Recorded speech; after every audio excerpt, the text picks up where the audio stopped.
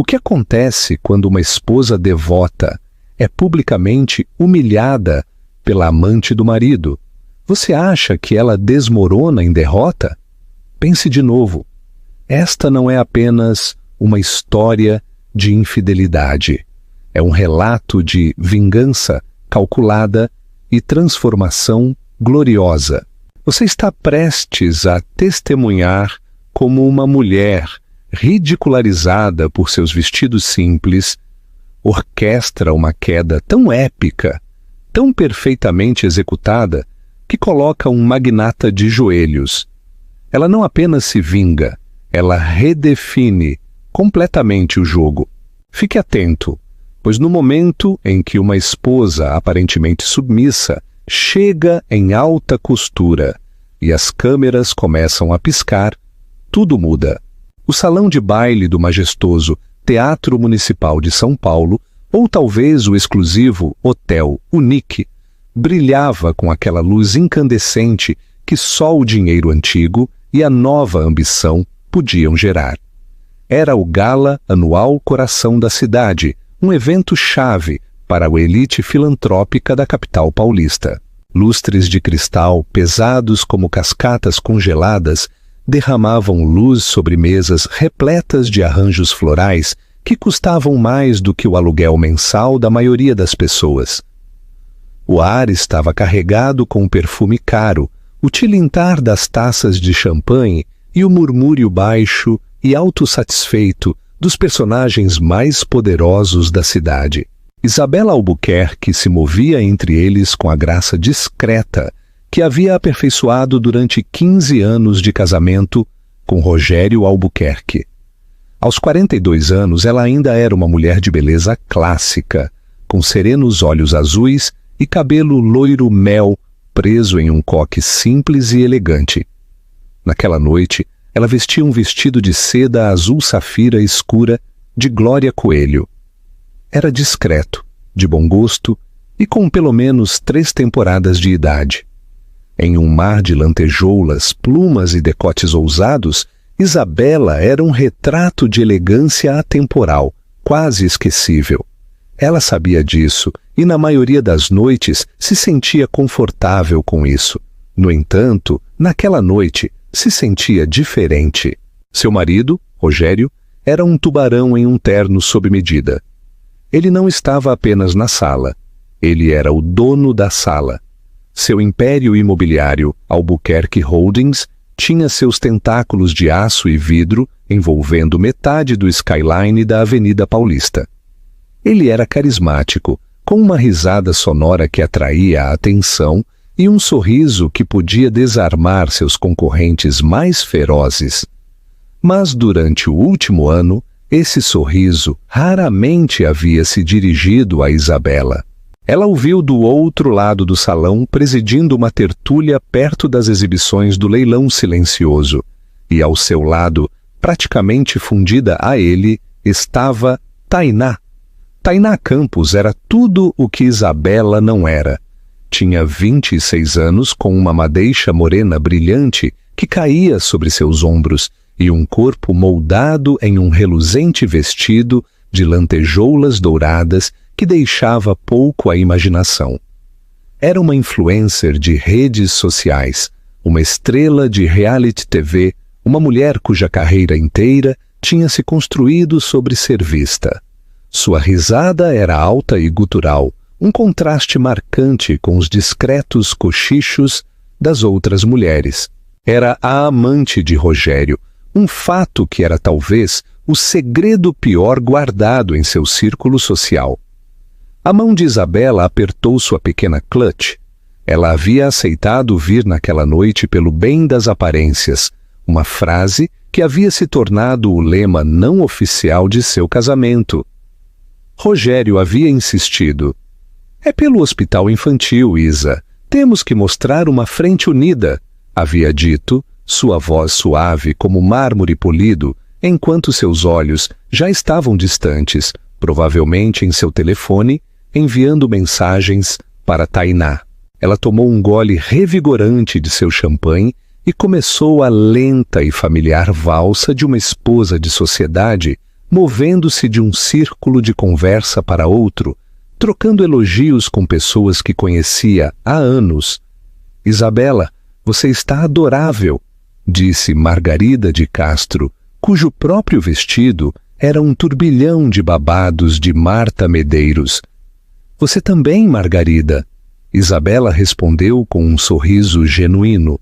Na verdade, ela gostava de Margarida, mas seu olhar continuava sendo atraído para Rogério e Tainá. Ah, meu Deus! Eles estavam de pé com um grupo que incluía alguns dos investidores mais importantes de Rogério, incluindo o formidável magnata chinês, o Sr. Chen. Rogério gesticulava amplamente, contando uma história, e Tainá se agarrava ao seu braço, olhando para ele com uma expressão de pura e descarada adoração. Era uma performance, e uma nauseantemente boa. Isabela sentiu uma dor familiar, uma mistura surda e latejante de humilhação e mágoa. Não era mais o caso em si que a feria mais profundamente. O choque inicial havia azedado há muito tempo em uma espécie de dor crônica. Era a desfaçatez. Rogério não apenas tinha uma amante, ele a exibia. Ele estava desafiando Isabela a confrontá-lo, a armar um escândalo. Como se sentisse sua atenção, os olhos de Tainá, afiados e verdes como os de um gato, se dirigiram pelo salão e se encontraram com os de Isabela. Um sorriso lento e petulante se espalhou por seus lábios perfeitamente pintados. Ela sussurrou algo no ouvido de Rogério. Ele olhou para Isabela, sua expressão momentaneamente indecifrável, antes de se voltar para sua audiência. Mais tarde, enquanto Isabela falava com a presidente da gala, ela ouviu a voz de Tainá, aguda e audível de um grupo próximo. "Você pode acreditar nisso? Parece que ela acabou de sair de um catálogo de 2010, disse Tainá, sua voz escorrendo com condescendência. Algumas risadinhas servis a seguiram. "Quero dizer, eu entendo que ela é de uma certa geração, mas esta é a gala coração da cidade, não uma reunião de clube de leitura de condomínio. Rogério tem uma imagem a zelar. É uma pena que a esposa dele não pareça se importar." E as palavras atingiram Isabela com força física. Não era apenas um insulto, era um despojo público de seu valor, uma declaração de que ela não era mais adequada para o mundo que havia ajudado Rogério a construir.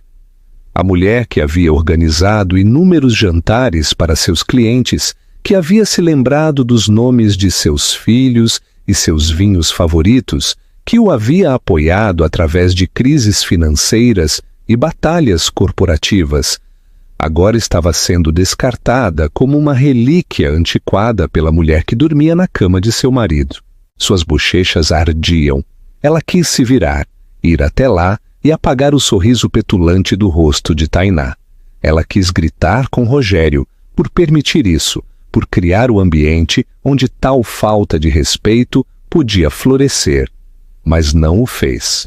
Em vez disso, ela se desculpou com um murmúrio tranquilo e caminhou para a varanda. Com a postura reta como uma tábua, o ar fresco da noite foi um alívio. Abaixo, o Parque Ibirapuera era um mistério escuro e extenso, suas bordas contornadas pelas luzes da cidade. Ela apertou a fria balaustrada de pedra com os nós dos dedos brancos.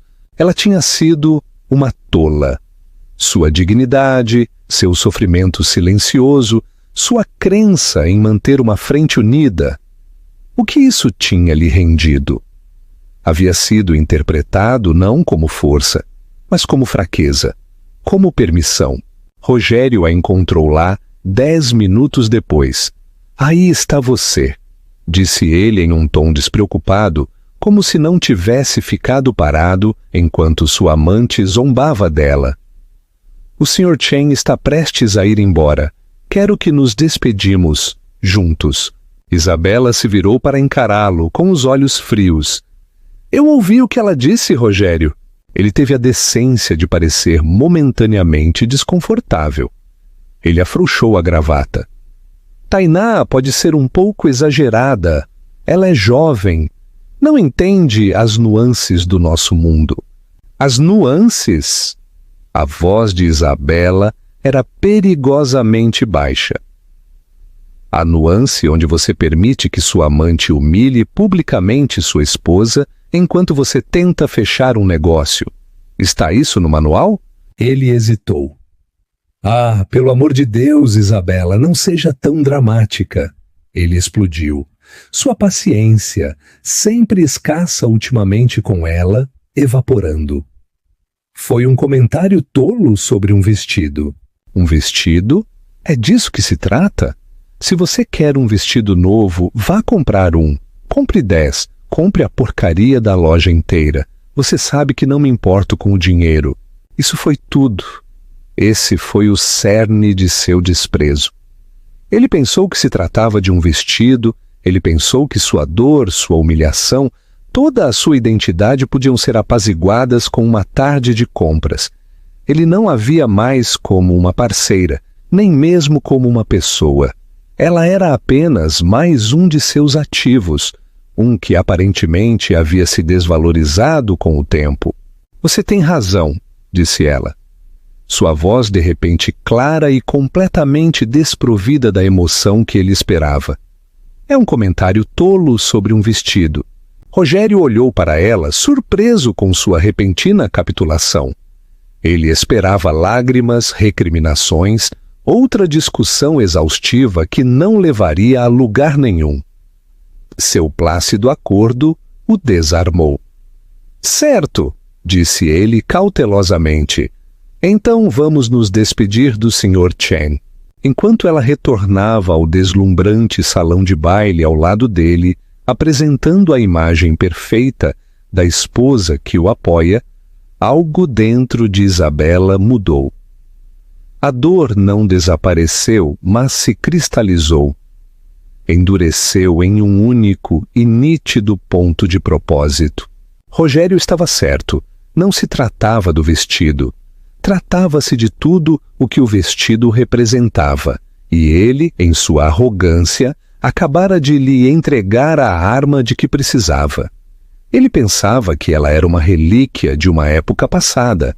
Ele e sua amante barulhenta, ostensiva e moderna, pensavam que seu estilo de força tranquila era obsoleto. Eles estavam prestes a descobrir o quão errados estavam. Enquanto sorria gentilmente para o Sr. Chen, ela fez um voto silencioso. Ela não deixaria Rogério. Ainda não. Isso seria muito fácil, muito previsível.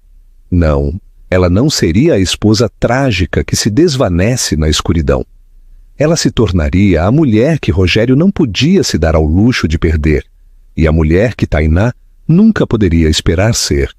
O jogo havia começado e Isabela Albuquerque, uma mulher de uma certa geração, estava prestes a reescrever as regras. Os dias que se seguiram à gala foram um estudo de tranquilidade enganosa. Na superfície, nada mudou no cavernoso apartamento dos Albuquerque na Avenida Europa. Rogério estava ocupado, consumido pelas negociações finais do acordo com Chen. Ele chegava tarde em casa, com um cheiro tênue do inebriante perfume de Tainá, e saía cedo, com a mente já em planilhas e leis de urbanismo. Ele e Isabela se moviam um ao redor do outro, com a coreografia praticada e distante de um casal de muitos anos que havia ficado sem coisas para dizer. Ele confundiu o silêncio dela com aquiescência, sua calma com derrota. Foi um erro de cálculo fatal. Para Isabela, o apartamento havia se transformado de um lar em um quartel-general. A humilhação na gala não a havia quebrado, havia a forjado. A dor surda da traição havia sido substituída pelo fogo frio e claro da resolução. Ela não era mais uma vítima na história de sua própria vida. Ela era a arquiteta de seu próximo capítulo. Seu primeiro movimento não foi em direção a um advogado de divórcio, mas em direção ao seu laptop. Ela não pesquisou a divisão de ativos ou arranjos de custódia. Em vez disso, passou horas no antigo escritório de seu falecido pai, um cômodo que Rogério nunca entrava, cercada por seus livros encadernados em couro sobre finanças e história da arte. Seu pai, um respeitado banqueiro de investimentos, havia-lhe ensinado mais do que apenas a apreciar um Monet. Ele a havia ensinado a ler um balanço e, o que é mais importante, a entender que o verdadeiro poder raramente grita. Isabela começou desenrolando meticulosamente suas próprias finanças do labiríntico império de Rogério. Ao longo dos anos, ela havia prestado pouca atenção, permitindo que ele e seu exército de contadores gerenciassem tudo. Agora, ela perscrutava cada extrato, cada fundo, cada veículo de investimento que carregava seu nome. Ela descobriu que, graças a um pressagioso acordo pré-nupcial que seu pai havia insistido e a várias heranças que havia recebido, ela era mais rica, independentemente do que Rogério provavelmente se lembrava. Ela não era apenas uma dependente, ela era uma sócia silenciosa. Seu segundo passo foi um telefonema, não para uma amiga para um almoço choroso, mas para um número que ela não discava há mais de uma década. Alexandre, disse ela, sua voz suave e segura. Sou Isabela, Isabela Albuquerque. Do outro lado da linha, em um elegante ateliê paulistano, Alexandre Retkovich, um dos estilistas mais reverenciados e reclusos do mundo, fez uma pausa em seu esboço. Ele se lembrava de Isabela não como a esposa de um magnata brasileiro descarado, mas como a filha de seu velho amigo, uma jovem com uma compreensão tranquila e inata do estilo que era uma raridade. Isabela, disse ele, sua voz quente de surpresa. Ma chérie, faz tempo demais. O que posso fazer por você? Eu preciso de um vestido, Alexandre, disse ela simplesmente. Não, eu preciso de mais do que um vestido. Eu preciso de uma armadura. Intrigado, Alexandre ouviu enquanto Isabela lhe explicava não os detalhes sórdidos do caso do marido, mas a essência de seu objetivo. Ela não falou de vingança ou humilhação. Ela falou de recuperação de presença, de fazer uma declaração sem proferir uma única palavra. Ela não era uma mulher desprezada. Ela era uma mecenas com uma visão. Era uma linguagem que Alexandre entendia perfeitamente. Não me interessa o que está na moda, concluiu Isabela. Me interessa o que é eterno. Deixe comigo, disse Alexandre. Uma faísca criativa se acendeu. Tenho uma ideia, algo transformador. Ele lhe disse que voaria para São Paulo para uma consulta privada na semana seguinte. A peça final de sua estratégia inicial foi a mais crucial. Isabela sabia que um vestido novo, por mais espetacular que fosse, seria apenas um espetáculo fugaz, sem a narrativa certa. Ela precisava controlar a história.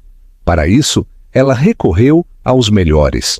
Ela garantiu uma reunião com Sara Freitas, a diretora da Freitas Comunicações, uma firma de relações públicas tão exclusiva e eficaz que nos círculos de mídia eles eram conhecidos como as fazedoras de rainhas.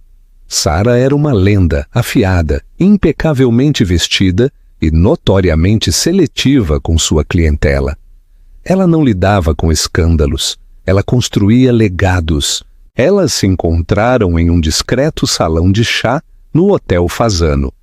Sara, com seu bobe preto severo e seu olhar penetrante, ouviu atentamente enquanto Isabela expunha sua situação. Novamente, Isabela foi estratégica. Ela pintou um quadro não de um casamento em crise, mas de uma mulher em uma encruzilhada. Por 15 anos eu fui a senhora Rogério Albuquerque, explicou Isabela, com as mãos calmamente apoiadas em seu colo. Eu apoiei as ambições dele. Eu criei nossos filhos. e gerenciei nossas obrigações sociais. Eu fui uma parceira na construção do nome Albuquerque. Agora, eu sinto que é hora de cultivar minha própria identidade, de sair à luz em meus próprios termos. Ela mencionou seu desejo de reviver a Fundação Beneficente, inativa de sua família, a Fundação Vega para as Artes, focando na educação artística para crianças desfavorecidas, uma causa pela qual ela era genuinamente apaixonada. Ela estava aproveitando sua própria história, seu próprio nome, aquele que tinha antes de Albuquerque. Sarah a observou, com um brilho de admiração em seus olhos. A maioria das mulheres que vinham até ela estava em pânico, desesperadas para salvar uma reputação. Isabela estava calma, serena e pensando 3 movimentos à frente. Ela não estava pedindo a Sarah para limpar uma bagunça. Ela estava a convidando para construir um monumento. E Rogério? Perguntou Sarah com a voz neutra. Qual é o papel dele nesta evolução? Rogério, como sempre, está focado em seus negócios, disse Isabela com um pequeno sorriso enigmático. Ele acredita que o meu mundo é muito pequeno. Ele não tem ideia da magnitude de meus planos.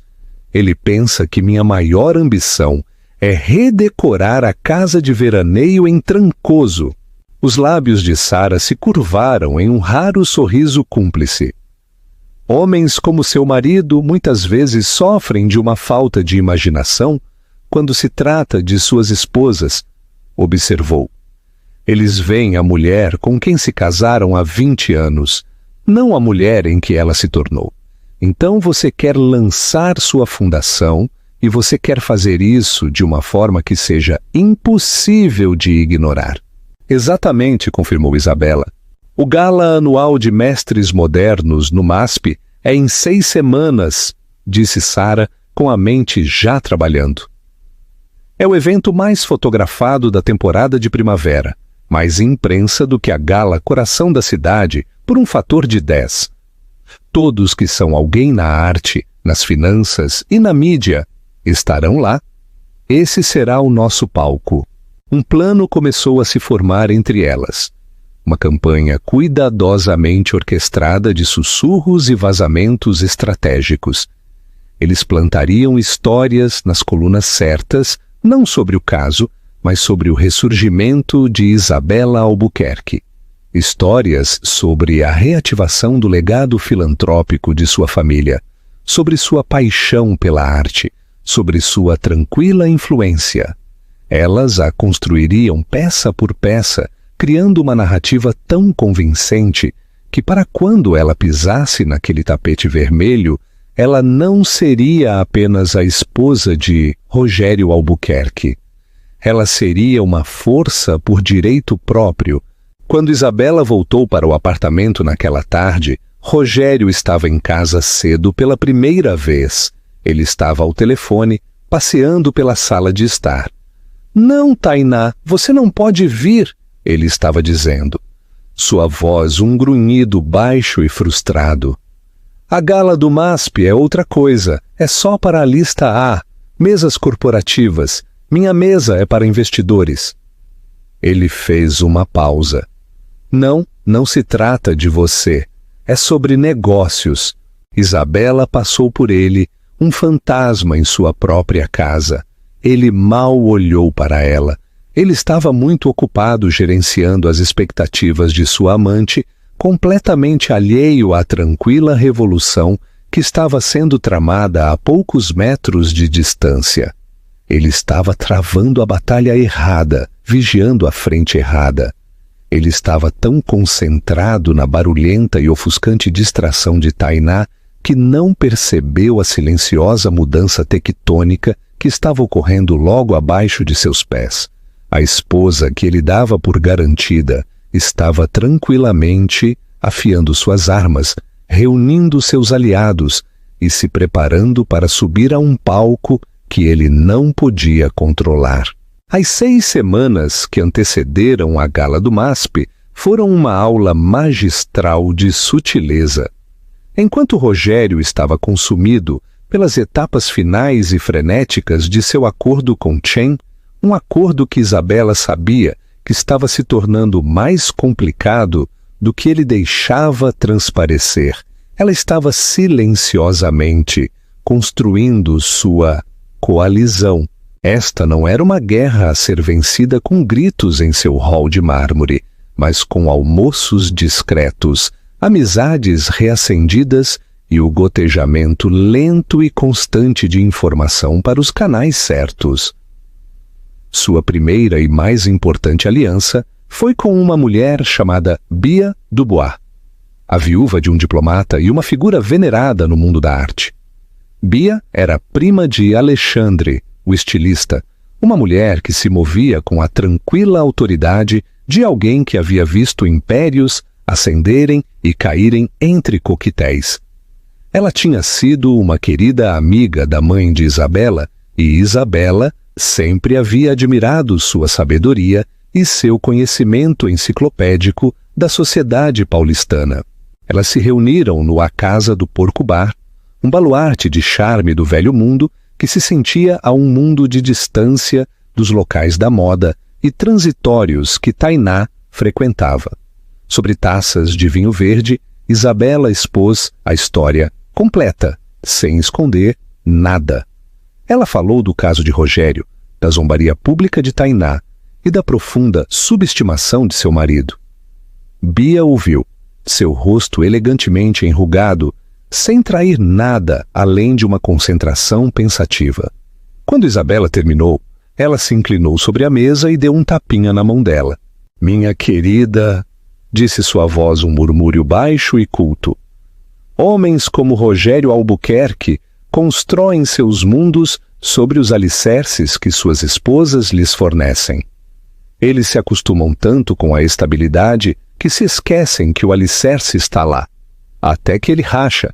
Então você não está apenas redecorando a casa, você está reconstruindo em seus próprios termos. Eu aprovo."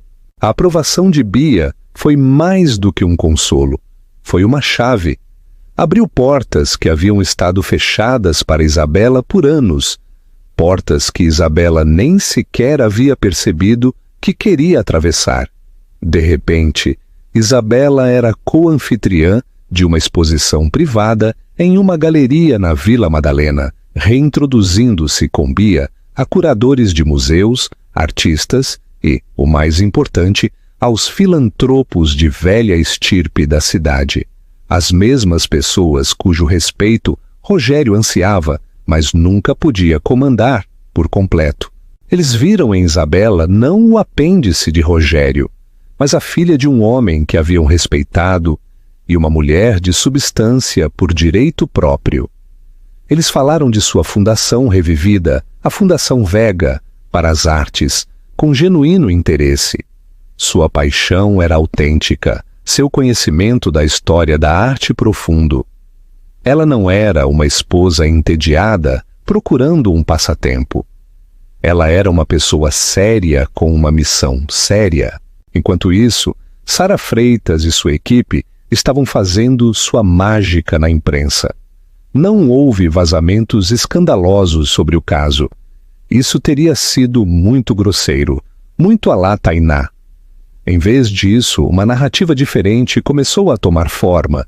Uma pequena matéria apareceu na seção de estilo da Folha de São Paulo sobre o ressurgimento do luxo discreto e da filantropia intelectual, contrastando-o sutilmente com a caridade mais barulhenta e ostensiva da nova riqueza. O nome de Isabela foi mencionado como um exemplo principal do primeiro. Um artigo na edição online da Caras perfilou os doadores de legado, filhos de famílias proeminentes que estavam revivendo o trabalho beneficente de seus pais. A Fundação Vega apareceu de forma destacada, com uma citação de Isabela sobre a crença de seu pai de que a arte é a consciência de uma cidade. Não havia nenhuma foto dela, apenas suas palavras, o que lhes dava mais peso. Esses sussurros eram uma forma de guerra psicológica. Eles não atacavam Rogério ou Tainá diretamente. Eles simplesmente criaram um mundo um padrão de elegância e propósito do qual Tainá, por sua própria natureza, estava excluída. Tainá, que documentava cada refeição cara e cada férias patrocinada no Instagram, era a encarnação da cultura performática que o artigo sutilmente denunciava. Rogério, quando percebeu tudo, sentiu-se lisonjeado. Boa imprensa para a família, ele comentou uma manhã, vendo uma menção da Fundação Vega em uma coluna de sociedade. Que bom que você está se mantendo ocupada, Isa. Ele estava tão cego por seu próprio ego que viu suas atividades como uma extensão encantadora e inofensiva de sua própria construção de marca, como uma nova ala decorada com bom gosto de sua sede corporativa. Ele não viu que era um edifício completamente separado, com sua própria fundação e sua própria fonte de poder. Tainá, no entanto, não estava tão complacente. Ela viu a mudança e isso a enfureceu. Seu mundo era construído sobre a atenção e, de repente, uma parte dessa atenção estava sendo desviada para a esposa chata. O que é isso que eu continuo vendo sobre a fundação da Isabela?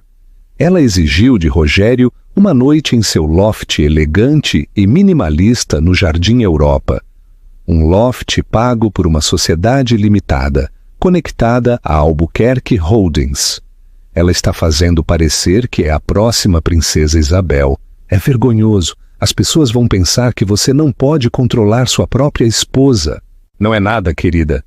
Rogério a tranquilizou, distraído por uma dúzia de outras pressões empresariais. É um pequeno projeto para mantê-la contente, mas significava algo. A insegurança de Tainá começou a torná-la descuidada. Ela se tornou mais barulhenta, mais exigente. Ela postou fotos cada vez mais luxuosas online. Uma nova pulseira de diamantes, uma viagem de fim de semana para Fernando de Noronha em um jatinho particular, em uma tentativa desesperada de reafirmar seu status como a mulher no centro do mundo de Rogério. Mas, no novo contexto que Sara Freitas havia criado, suas postagens começaram a parecer menos glamorosas e mais gananciosas. A seção de comentários, uma vez uma corrente de elogios, começou a ver algumas vozes dissidentes. Isso é muito brega, algumas pessoas têm mais dinheiro do que classe.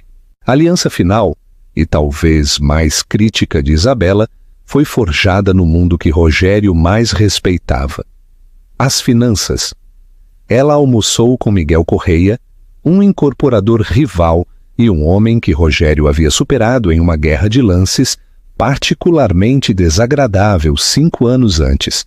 Eles nunca tinham sido amigos, mas compartilhavam uma conhecida mútua em Bia Dubois, que arranjou a reunião. Isabela não pediu dinheiro ou conselhos de negócios a Miguel. Ela simplesmente guiou a conversa para o acordo com Chen. Mencionou de passagem que Rogério parecia estar sob muita pressão, que o financiamento parecia mais complexo do que o habitual. Miguel, um homem astuto e observador, pegou a dica. Rogério é um apostador, disse ele, mexendo seu café. Ele se superalavancou para obter o financiamento para esse projeto. Ele está contando que Chen não apenas invista, mas traga seus parceiros bancários. Se esse acordo cair, ele estará perigosamente exposto. Isabela simplesmente assentiu, arquivando a informação. Ela não precisava fazer nada com ela.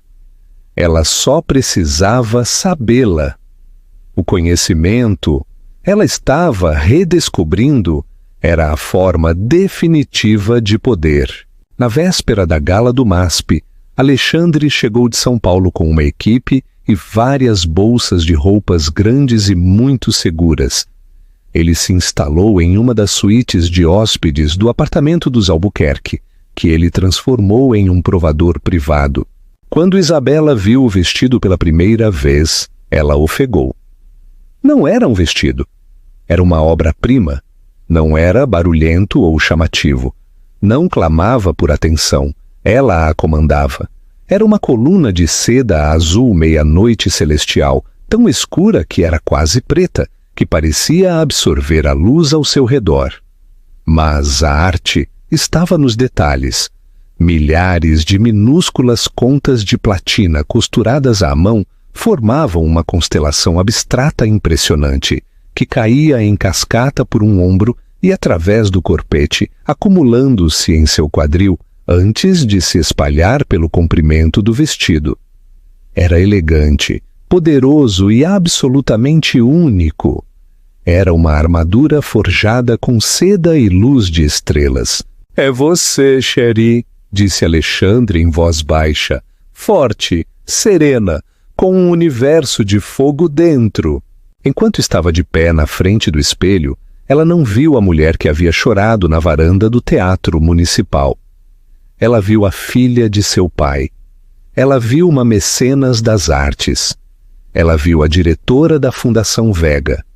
Ela viu uma mulher que havia reunido silenciosamente suas forças, construído suas alianças e agora estava finalmente pronta para o evento principal. Rogério ainda estava tentando descobrir como dizer a Tainá que ela não podia ir à festa. Ele não tinha ideia de que sua esposa estava prestes a se tornar a festa. O hall e o ar fora do Museu de Arte Moderna, MAM, ou talvez o Palácio dos Bandeirantes, crepitava com uma energia elétrica e caótica. Era uma sinfonia de paparazzi gritando, o ronronar grave dos SUVs pretos e os guinchos agudos dos fãs apertados contra as barricadas policiais. O tema da Gala do MASP deste ano era Corpos Celestes, e o tapete vermelho, uma ampla escadaria, já era uma galáxia das estrelas mais brilhantes e ousadas da moda. Era um espetáculo de proporções épicas, e nesta voragem, Rogério Albuquerque chegou com um olhar petulante e triunfante. O acordo com Chen, após semanas de tensas e exaustivas negociações, finalmente havia sido assinado naquela manhã. Para Rogério, esta gala não era apenas uma obrigação social, era uma volta da vitória. Ele tinha seus investidores em sua mesa, um projeto multibilionário garantido, e havia conseguido manejar Tainá, que atualmente estava de mau humor em uma viagem de consolação para Mônaco paga por ele. Ele saiu de seu carro, ajustando os punhos de seu smoking Ricardo Almeida, pronto para se encharcar da adulação que sentia que lhe cabia. Sua esposa, a bela e recatada Isabela, chegaria separadamente. Ele mal a tinha visto o dia todo, assumindo que ela estava ocupada com algum último retoque de seu cabelo e maquiagem.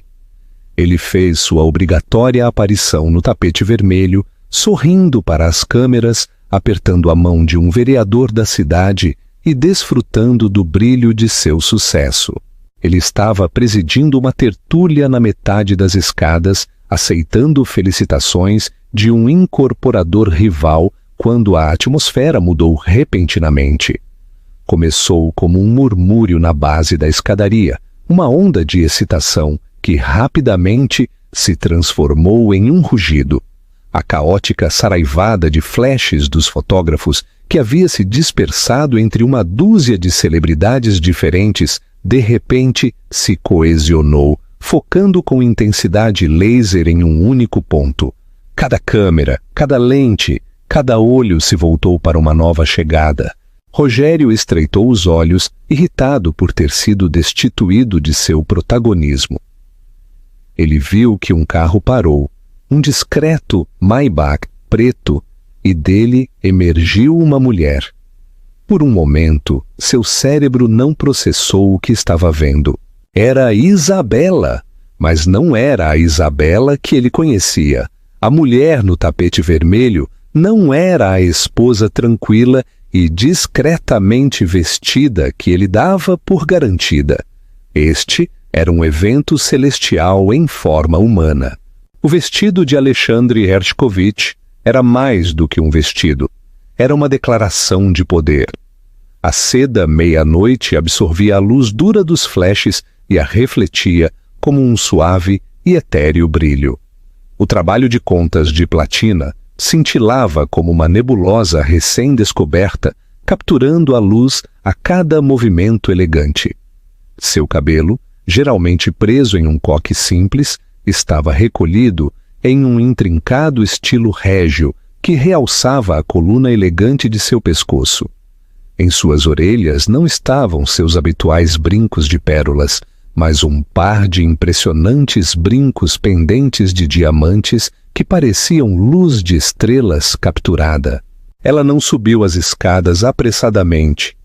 Ela se moveu com uma confiança serena e inabalável, parando enquanto os fotógrafos gritavam seu nome. «Isabela!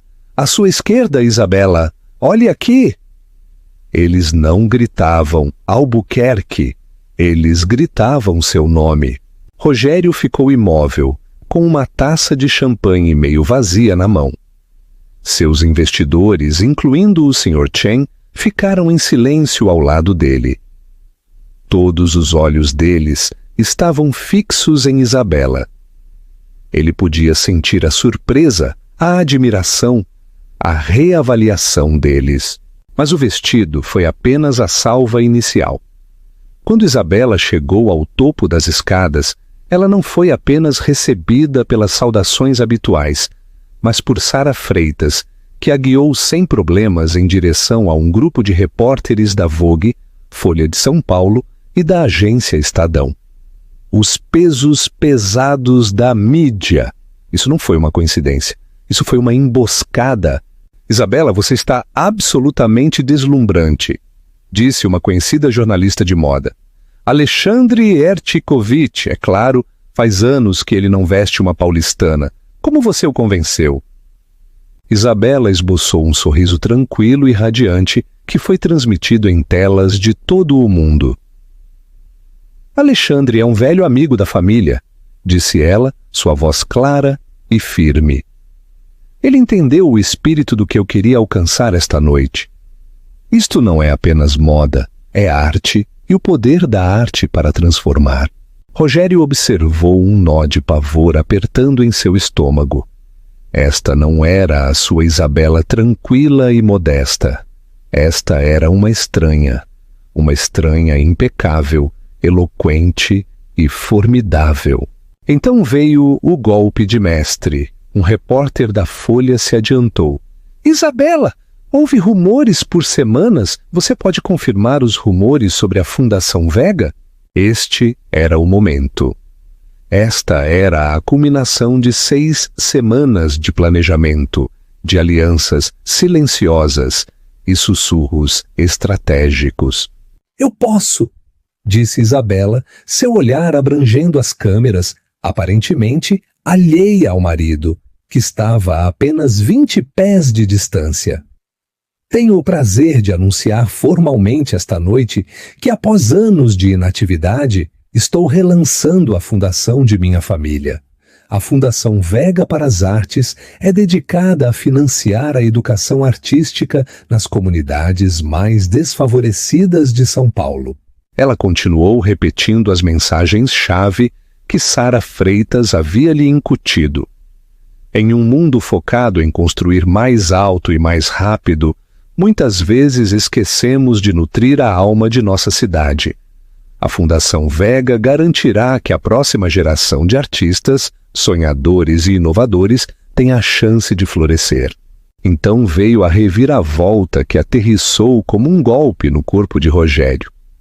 «E eu não estou fazendo isso sozinha», anunciou Isabela. Ela gesticulou para o lado e, avançando para se juntar a ela, estavam Bia Dubois, Miguel Correia e, o mais surpreendente, a senhora Chen, uma mulher conhecida por sua própria importante obra filantrópica na China. Rogério sentiu o sangue escorrer de seu rosto. Miguel Correia, seu arquirrival, e a senhora Chen. A presença deles era um endosso implícito e muito público.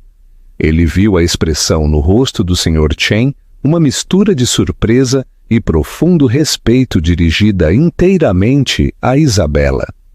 Naquele momento, Rogério deixou de ser o único ator de poder em seu próprio acordo. Sua esposa acabara de flanqueá-lo, alinhando-se com seu rival e a família de seu parceiro mais novo e importante. As câmeras piscaram, os repórteres rabiscaram furiosamente. A história não era mais apenas Rogério Albuquerque fecha acordo com Chen. Agora era Isabela Albuquerque lança importante fundação filantrópica com um conselho poderoso, ofuscando o próprio marido na gala do MASP. Alguém finalmente colocou um microfone no rosto de Rogério. Rogério! Que surpresa! A nova fundação de sua esposa é o burburinho da gala. O que você acha deste anúncio incrível? Ele abriu a boca, mas nenhum som saiu. Ele estava completamente cego. Este não era um pequeno projeto. Este era um golpe de Estado executado com precisão militar no palco mais público imaginável.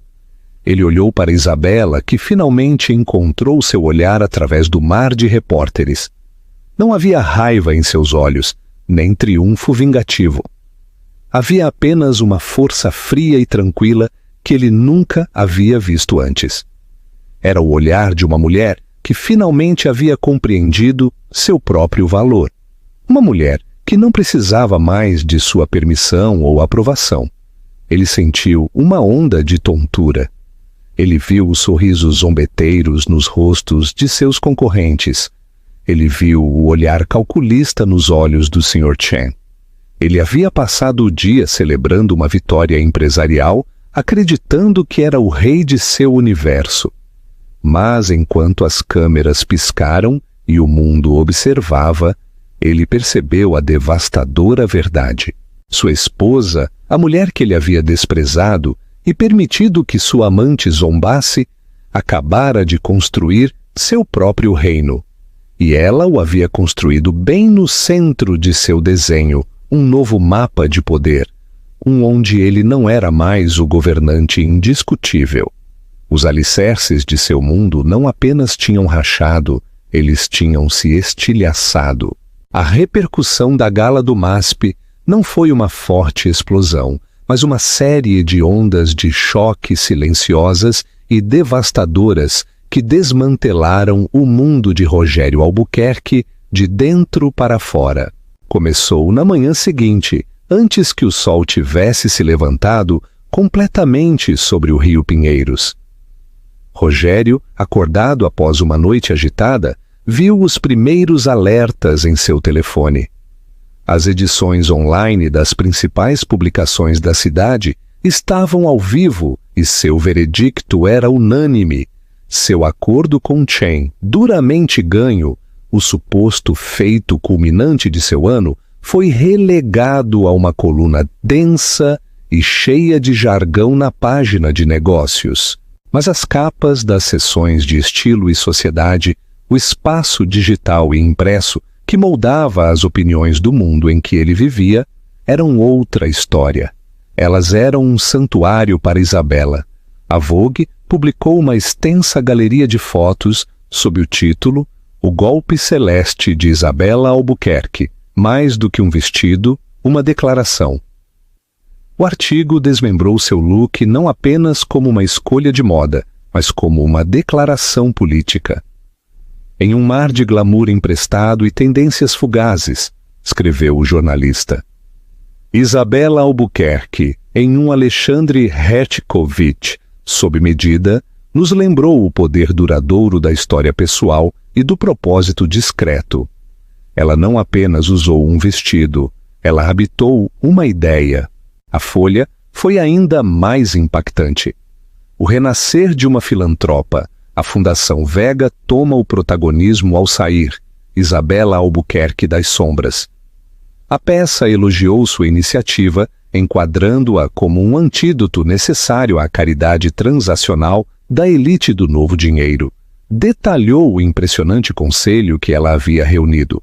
A respeitada decana do mundo da arte, Bia Dubois, o magnata rival, Miguel Correia, e a internacionalmente estimada Sra. Chen. A narrativa que Sara Freitas havia construído com tanto cuidado havia se tornado o evangelho da noite para o dia. Isabela não era mais um acessório. Ela era o evento principal. Em sua ensolarada suíte de hotel em Trancoso, Tainá Campos acordou para uma realidade que parecia um ataque pessoal. Seu telefone zumbia incessantemente, mas não com os elogios a que estava acostumada. Era um dilúvio de tags, menções e mensagens diretas que a apontavam para a mesma e exasperante história. O triunfo de Isabela. Uma raiva venenosa, quente e ácida, a invadiu. Ela havia sido exilada, enviada com uma pulseira de diamantes como chupeta, para que esta relíquia pudesse ter seu momento. Desesperada, ela partiu para a ofensiva. Postou freneticamente uma série de histórias no Instagram. Uma selfie fazendo bico no deck de um iate, a água cristalina como pano de fundo de seu tédio fabricado. Um close-up de uma bolsa Hermès recém-comprada, artisticamente colocada em uma mesa de centro. Um vídeo bumerangue de taças de champanhe tilintando com um amigo anônimo que ela havia contratado para o dia. Suas legendas eram uma desesperada saraivada por relevância. Vivendo minha melhor vida, com a hashtag Mata Despreocupada. Algumas garotas têm títulos, outras têm tesouros. Vida na Costa do Sol. Mas seu timing não poderia ter sido pior.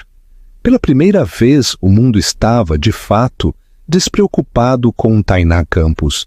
Suas desesperadas exibições de riqueza, que semanas atrás poderiam ter sido vistas como aspiracionais, agora pareciam infantis e vulgares no contexto do grande e significativo gesto de Isabela.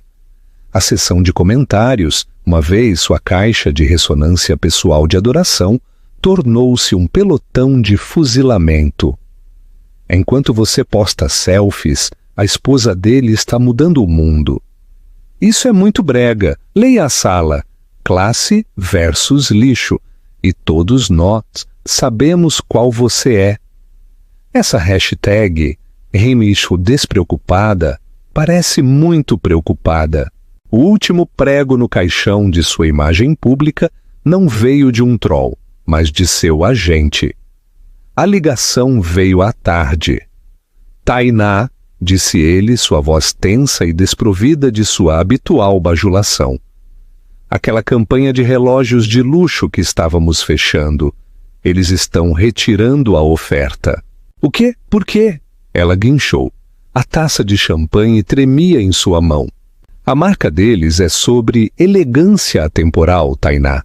Eles sentem que sua percepção pública atual não está alinhada com essa mensagem. Eles estão indo em outra direção. A linha cortou, deixando Tainá em uma gaiola dourada e silenciosa de sua própria criação. Sua marca, construída sobre ser o centro brilhante das atenções, havia sido desvalorizada instantânea e irrevogavelmente. Ela não era mais a escandalosa e emocionante outra mulher. Ela era simplesmente a vulgar amante de um homem cuja esposa acabara de se tornar lenda. Para Rogério, as consequências foram mais imediatas e muito mais severas. Ele entrou em um almoço de acompanhamento com o Sr. Chen e sua equipe, esperando finalizar a logística. Em vez disso, ele encontrou Isabela já sentada à mesa, imersa em uma conversa com a Sra. Chen. O Sr. Chen havia solicitado especificamente a presença dela. A atmosfera era palpavelmente diferente. A conversa não era sobre concreto e aço, mas sobre arte e legado. O Sr. Chen se virou para Isabela. Minha esposa estava me falando sobre o foco de sua fundação em preservar as formas de arte tradicionais entre os jovens. É um tema muito caro ao meu coração. Isabela respondeu com um ponto erudito sobre a perda de habilidades artesanais na era digital, seu conhecimento fluente e sua paixão genuína. Rogério só pôde sentar-se ali, um observador silencioso e inútil em sua própria reunião. Ele sentiu um frio pavor percorrer seus ossos enquanto observava a cena. Ele sempre se apresentou como o lobo solitário, o gênio singular por trás de seu império. Agora, Chen e seus outros investidores viam que seu maior ativo era o que ele havia negligenciado e desprezado. Eles viam Isabela não como um possível fardo em um divórcio complicado, mas como uma força estabilizadora, uma mulher de integridade. Seu próprio caráter, por extensão, estava agora sob revisão. Seu imprudente caso já não era um assunto privado. Era um risco empresarial flagrante. Sua esposa é uma mulher formidável, Sr. Albuquerque, disse Chen a Rogério mais tarde, enquanto eles saíam. Suas palavras, uma adaga perfeitamente cortês. A força de uma empresa não reside apenas em seu balanço, mas no caráter de sua liderança, de toda a sua liderança. O desprezo social foi rápido e brutal. Não foi um decreto formal, mas 1000 pequenos cortes.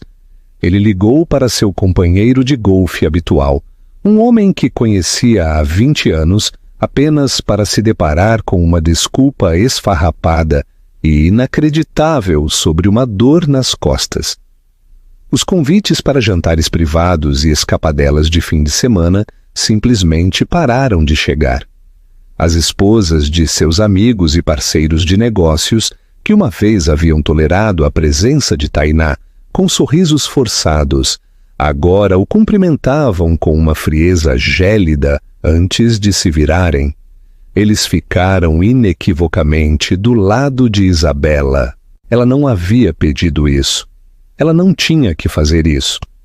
Suas ações haviam falado por ela, e todos haviam ouvido a mensagem. Isabela Albuquerque era uma mulher digna de respeito. Rogério, pela primeira vez em sua vida, sentiu-se impotente. Ele tentou confrontar Isabela em seu apartamento naquela noite. O espaço, uma vez um monumento ao seu sucesso, agora se sentia como o território soberano dela. "O que foi aquilo, Isabela?" ele exigiu, tentando invocar sua antiga e ressonante autoridade. Mas sua voz soou oca, um fantasma no vasto salão. "Que diabos foi todo aquele espetáculo?" Isabela levantou os olhos de uma proposta que estava revisando para a fundação, sua expressão tão plácida quanto um lago profundo. "Foi", disse ela, sua voz uniforme e fria. "Para lembrar a você e a todos os outros quem eu sou. Eu não sou apenas sua esposa, Rogério. Eu sou a filha de Roberto Vega. Eu sou uma parceira nesta vida que construímos, e eu não serei desprezada ou desrespeitada, nem por você e certamente não por sua amante. Você se foi pelas minhas costas. Você se aliou ao meu rival, Miguel Correia." Ele cuspiu. Seu rosto ficou irregular. "Eu construí um conselho para minha fundação." Ela o corrigiu suavemente. A correção em si, uma demonstração de poder. Miguel Correia, apesar de nossa história, compreende a importância do dever cívico. A senhora Chen é apaixonada por educação artística. A presença deles dá credibilidade a uma causa em que eu acredito. Nunca foi sobre você, Rogério. Você simplesmente presumiu que o mundo gira ao seu redor. Esse sempre foi o seu problema. Ele olhou para ela, finalmente vendo a profundidade de sua loucura. Ele havia cutucado um urso que ele pensava ser um gatinho. Ele havia zombado de suas roupas, sua tranquilidade, sua dignidade, não compreendendo que essas eram as mesmas fontes de sua força. Ele havia pensado que o poder era barulhento, ostensivo e de lantejoulas douradas. Ele havia se enganado. O poder era um vestido de alta costura que sussurrava, um plano estratégico executado em silêncio e uma rede de aliados unidos pelo respeito mútuo, não pelo dinheiro. O golpe final e esmagador veio uma semana depois, Rogério estava em seu escritório, olhando para planilhas que de repente pareciam sem sentido quando sua linha privada tocou. Era Davi Merino, o vice-presidente sênior do banco, que financiava o projeto Chen. Rogério, Davi começou seu tom desconfortavelmente formal. Eu estou ligando sobre a última parcela de financiamento para a Torre Albuquerque. O conselho teve uma reunião esta manhã. Há algumas preocupações. Preocupações? Repetiu Rogério, seu estômago apertando. O acordo está assinado. Chen está dentro. Sim, nós sabemos, mas nosso compromisso depende de nossa confiança na liderança do projeto. A voz de Davi estava hesitante. E, Rogério, o conselho está preocupado com a estabilidade de sua liderança pessoal à luz dos recentes eventos públicos. A imprensa tem sido extensa. A implicação era tão clara quanto catastrófica. O banco e o mundo viam Isabela como a estável. Sem ela implicitamente ao seu lado, Rogério em si parecia um mau investimento. Ele estava enfrentando a ruína financeira não por uma queda do mercado, mas porque ele havia falhado em valorizar sua esposa. Ele a encontrou no escritório, um lugar que ele agora entrava com a apreensão de um peticionário se aproximando de um trono. A sala estava cheia do sol da tarde e ela estava banhada nele. Um ícone de autoridade tranquila. Eles vão retirar meu financiamento, Isabela, disse ele, sua voz despojada de toda a sua habitual fanfarronice. Ele parecia derrotado, menor, um homem desinflado. Por sua causa, Isabela largou sua caneta e cruzou as mãos sobre a escrivaninha antiga. Não, Rogério, disse ela. Sua voz não era cruel, mas firme como o aço. É por sua causa, é por suas escolhas, sua arrogância, sua profunda falta de julgamento e sua crença de que a única pessoa neste casamento que importava era a que estava no espelho. Ele afundou em uma cadeira na frente dela, o couro suspirando sob seu peso. O que você quer, Isa? Ele sussurrou, usando o velho diminutivo familiar. Soou estranho, imerecido. Um divórcio, metade de tudo. Tudo. Isabela o considerou por um longo momento. Ela poderia arruiná-lo completamente. Ela tinha o poder, a influência e a justificação para fazê-lo. Mas ela nunca havia sido motivada pela pura vingança. Seu objetivo havia sido a recuperação, não a destruição. Eu quero respeito, Rogério, disse ela, sua voz baixando para um quase sussurro, forçando-o a se inclinar. E eu quero um novo acordo. Nosso casamento, como o conhecíamos, acabou. Isso não é negociável. De agora em diante, somos parceiros de negócios. Você administrará sua empresa e eu administrarei minha fundação. Manteremos uma frente pública de civilidade para o bem de nossos filhos e de nossos interesses comerciais restantes.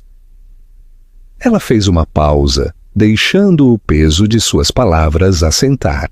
Seu caso com Tainá Campos terminará, imediata e permanentemente. Você fornecerá um acordo generoso, mas final, cujos termos meu advogado redigirá. Incluirá um acordo de confidencialidade inquebrável.